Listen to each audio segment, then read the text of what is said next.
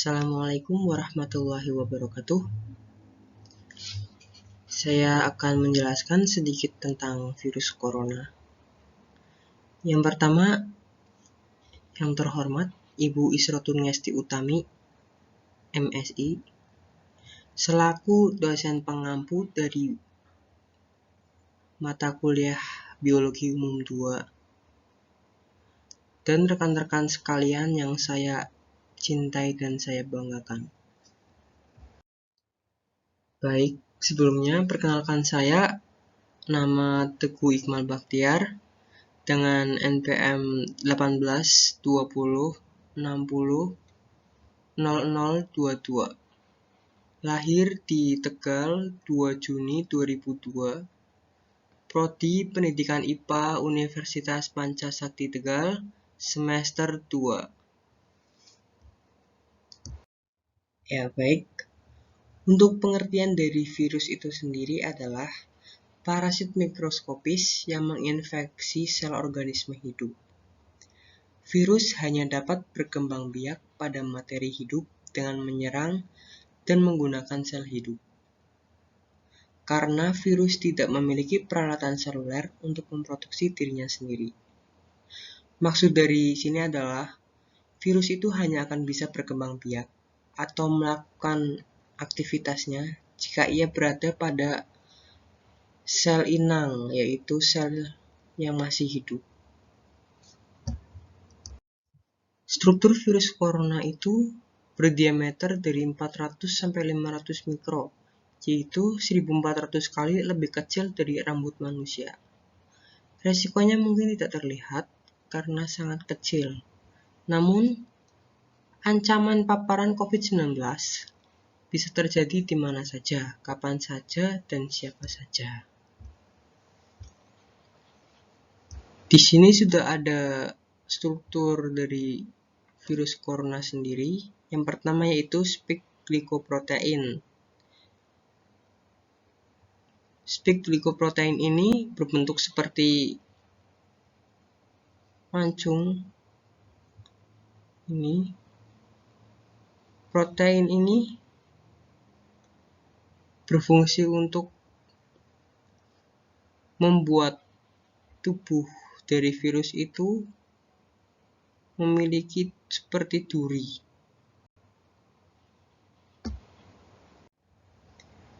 Yang kedua DHE, M-protein, E-protein, envelope, RNA, dan N-protein.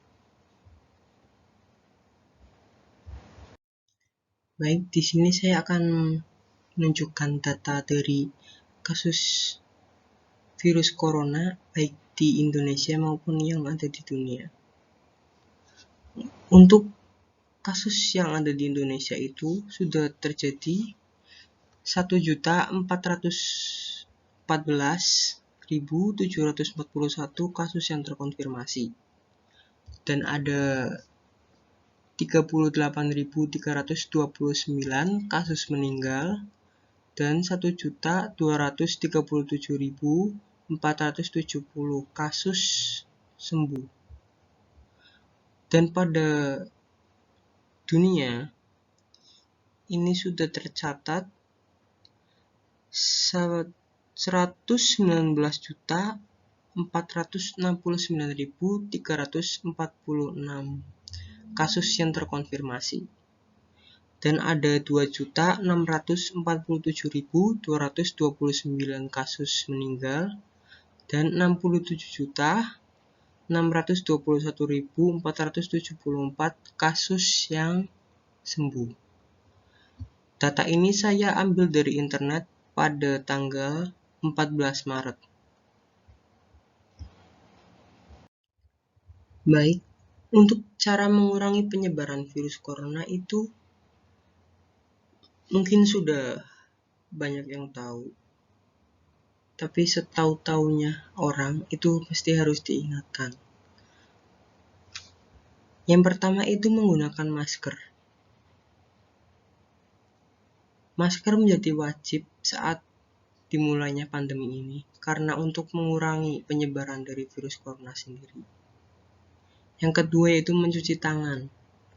Menjaga kebersihan itu sangat penting agar kuman-kuman atau virus yang menempel pada tangan kita itu tidak ikut masuk saat kita makan. Mencuci tangan itu juga harus dengan air yang mengalir selama 20 detik dengan menggunakan sabun. Yang ketiga yaitu menjaga jarak. Menjaga jarak sangat penting agar penularan dari virus corona sendiri itu tidak menyebar dengan pesat. Sehingga diberlakukanlah sebuah kebijakan mulai dari PSBB dan yang lain sebagainya. Apa itu vaksin dan vaksinasi? Sebelumnya, mungkin saudara-saudara sekalian sudah paham atau sudah tahu apa itu vaksin dan vaksinasi. Karena di Indonesia sendiri telah dilakukan vaksinasi massal.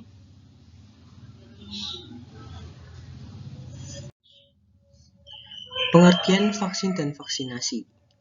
Vaksin adalah produk atau zat yang dimasukkan ke dalam tubuh manusia yang akan menstimulasi sistem kekebalan imun tubuh manusia atau imunitas.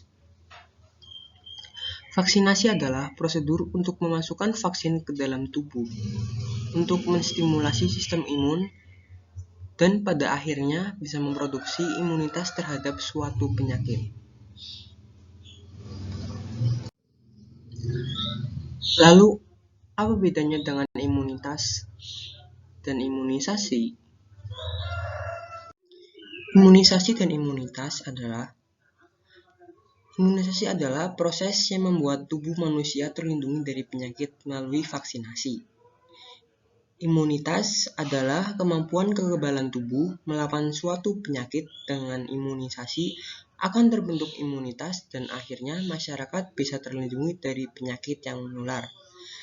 Jadi untuk masyarakat sekalian, jangan ragu dan jangan takut untuk divaksinasi. Karena dengan vaksinasi, tubuh kita akan terlindungi dari penyakit. Mari bergabung dengan Pendidikan IPA Universitas Pancasakti Tegal. Karena Pendidikan IPA Universitas Pancasakti Tegal sudah terakreditasi B. Dan juga prestasi yang telah diperoleh mahasiswanya itu sudah banyak.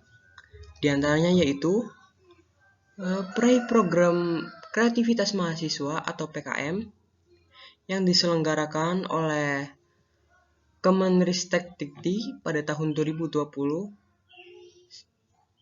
2017, 2018, 2019. Peraih program Hibah Dana Desa atau PHBD yang diselenggarakan oleh Kemenristek-Dikti pada tahun 2018 dan 2019.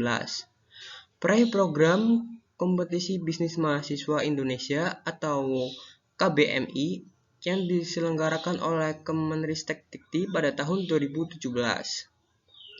Peraih program Student Exchange ke Universitas Malaysia Sabah tahun 2018. Peraih program PPL internasional yang dibiayai oleh pemerintah Thailand tahun 2018.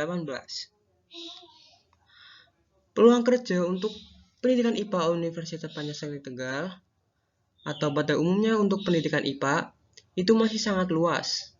Karena prodi pendidikan IPA se-Jawa Tengah yang sudah terakreditasi B saat ini hanya ada 2. Yang salah satunya yaitu pendidikan IPA Universitas Pancasakti Tegal. Se-Indonesia pendidikan IPA yang terakreditasi minimum B saat ini hanya ada 21. Salah satunya yaitu Universitas Pancasakti Tegal. Lulusan pendidikan IPA masih sedikit. Dan di kurikulum 2013, jam pembelajaran IPA ditambah menjadi 5 jam. Sehingga prospek kerja untuk pendidikan IPA itu masih sangat luas. Jadi, mari bergabung dengan pendidikan IPA Universitas Pancasakti Tegal. Terima kasih.